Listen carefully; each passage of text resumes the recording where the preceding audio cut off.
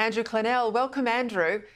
We know this is a result of a pretty horrific, harrowing, I have to say, 3-year inquiry. So I presume we're talking about reforms here that will be actioned promptly with bipartisan support. Yes, I mean, the minister said today in February they could bring the legislation to set up this new commission in Parliament, and the opposition's made clear that they will support that proposal. So good news for veterans, I think. What veterans advocates are saying now, though, is who is appointed to head it is the key. Can't be just some Canberra bureaucrat, are the words of someone to me today. It has to be someone who is going to show some courage in the space, whether it be Bernadette Boss, who was previously Interim Royal Commissioner.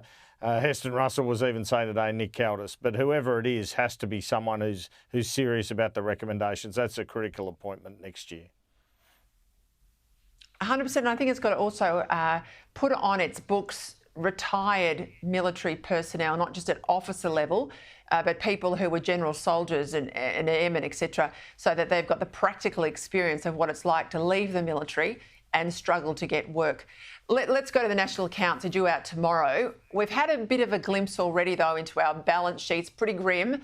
The latest ABS data reports the government spending blew out to $196 billion in the September quarter, largely driven, of course, by the power bill rebates, our money coming back to us, and all those wage rises for public servants. The net operating balance, that's the difference, of course, between the government's operating revenue and its expenses, sank by more than $30 billion to a running deficit of $18 billion. We've also got a hit to mining profits, Andrew. They're down $4.6 billion. So tomorrow, correct me if I'm wrong, I think we're looking at that 7th quarter of negative growth in per capita terms, don't you think? Probably, but even if we aren't, the only reason it would be in positive terms is a big government spend, whether it be federal, state or local governments. And all these handouts, a lot of them, of course, occurred in Queensland during that election, as well as the federal government spend. And as you say, growth in public service and here in New South Wales, you know, you've had big wage rises from the New South Wales Labor government, various levels. So, look, it's concerning. What's concerning is in a period of inflation, when that has to be moderated, government spending shouldn't be growing. The only time government spending arguably should be growing is when there's high unemployment and it's a desperate recession sort of situation. That's not what we're in terms of that sort of high unemployment situation. So the danger is that Australia becomes reliant on bigger government. And this is something the opposition will push instead of incentivising the private sector to create the majority of jobs. Yeah, that's the big dividing line, or it used to be when I started out in politics, between the left and the right. One side loves big government. The other side says government should only be as big as it needs to be to do what needs to be done, what ordinary citizens can't do for themselves, and then get out of the way. Hey, that ad out today from the opposition leaders feels to me like we're in a bit of a campaign mode already. Yeah, and I think Peter is sort of framing things in terms of the broken power bill promised by the government ahead of his own announcement on nuclear costs, his nuclear policy costs, which I expect in the next week and a half. So I think this is a very deliberate strategy they've already put out a costing on the renewables plan. They put it over $642 billion.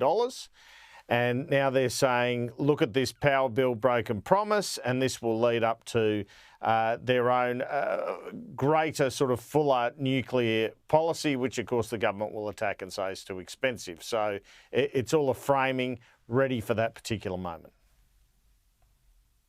Yeah, and I've got some stuff to reveal tomorrow night just on that big cost, because the government used to say it was $122 billion.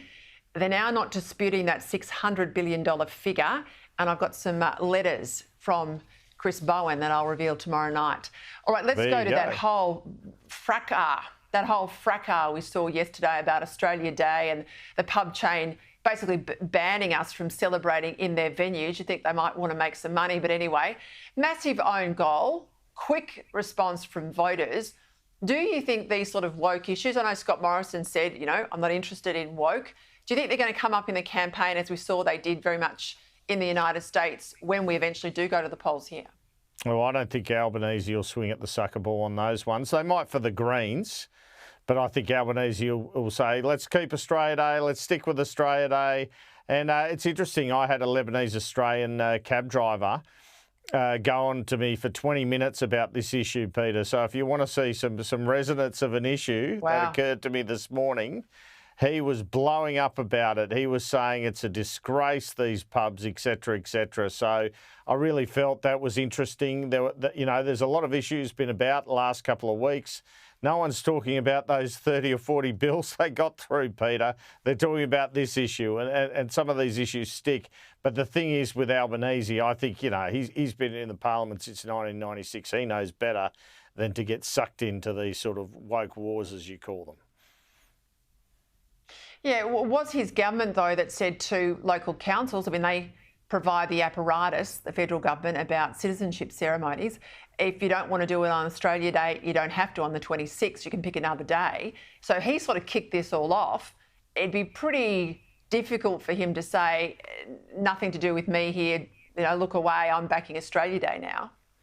And of course, we had the Woolies boycott suggestion from Peter Dutton last year, didn't we? So I've no doubt it'll sort of blow up and it'll lead us into an election year, but it's something that is particularly pertinent around that time of year, Australia Day. Then bigger issues around the economy will take centre stage for the campaign.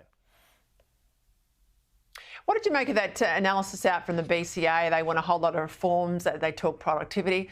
I genuinely don't think anyone out there in the real world even understands what productivity is. But do you think this is going to be a bit of a feature of the campaign, that the business groups are actually going to find a bit of a spine? Well, the business groups need to come up with some actual policy ideas, actually define what they're after in terms that aren't that bureaucratic, as you point out. I mean, there's no good getting out there and talking about productivity all the time. No one cares. You've got to say things like, we've got to build more houses, we've got to create more jobs. And, that's usually occurs through IR reform, let's face it, and the Labor government's taken that IR reform in the other direction. But you're right, the unions fight harder during campaigns. It's a bit of a test for the BCA. They've appointed an ex-Liberal to head it. He's not the most, he's a nice bloke. He's not the most articulate bloke. He's not the best salesperson. But I'm sure from the Liberal point of view, they'll be looking for a business community that does back them in hard and doesn't sort of do it in a half-hearted fashion, particularly when we're looking at a pretty tight election. All right, all this talk of a rift between the Prime Minister and Tanya Plibersek, the PM says no rift, but a lot of her policies have been put on the back burner. Now, they've been worked up, though.